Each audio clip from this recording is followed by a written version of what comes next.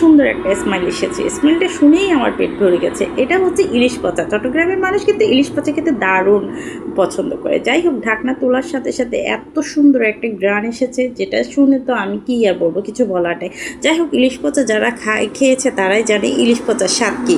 যাই এখন হচ্ছে কোরিয়ার মধ্যে আমি হচ্ছে তেজপাতা দিলাম, তারপর কিছু রসুন কুচি দিয়ে এই যে দেখেন আমার ইলিশ পচাটাকে আমি কিন্তু এটাকে সব ধরনের ময় মশলা দিয়ে এটাকে রান্না করে নিয়েছি, কাটা ছেঁকে নিয়েছি, সব কিছু করে নিয়ে এখন হচ্ছে আমি তেল পুরন দিব। যাই হোক, রসুনগুলো একটু কালার হয়ে আসার পরে আমি অনেকগুলো পেঁয়াজকে ভালোভাবে কেটে নিয়ে এখন তার সাথে হচ্ছে তেলের উপর ঢেলে দিচ্ছি রসুনের সাথে, কারণ আগেও আমি পেঁয়াজ দিয়েছি, তারপরে এখন দিলাম আবার কিছুটা। এখন হচ্ছে পেঁয়াজগুলো একটু কালার হওয়ার সাথে সাথে কাঁচামরিচ দিলাম, যেন ঝাল হলে খেতে আরও বেশি ভালো লাগে।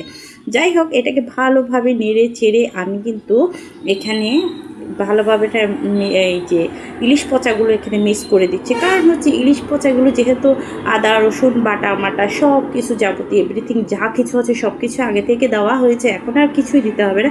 এখন শুধু আমি এটাকে ভালোভাবে তেলের সাথে রসুনের সাথে মিক্স করব, মিক্স করে এটাকে শুধু জাল দিয়ে দিব। চট্টগ্রামের মানুষ কিন্তু ইলিশ পচা খেতে খুব পছন্দ করে, আমিও অনেক পছন্দ করি, আমার অনেক ফেভারিট এই ইলিশ পচা খেতে আমার কাছে খুব ভালো লাগে। যাই হোক, এটাকে ভালোভাবে মিক্স করে নিলাম। এখন এটাকে ভালোভাবে নেড়েছে ঢাকনা দিয়ে ঢেকে দিব। যত ঢেকে রান্না করবেন ততই খেতে সুস্বাদু হবে। তো বন্ধুরা বলবেন আমার ইলিশ পচাটা রান্না কেমন হয়েছে কমেন্টের মাধ্যমে। যেমন টাটা, ভালো থাকবেন।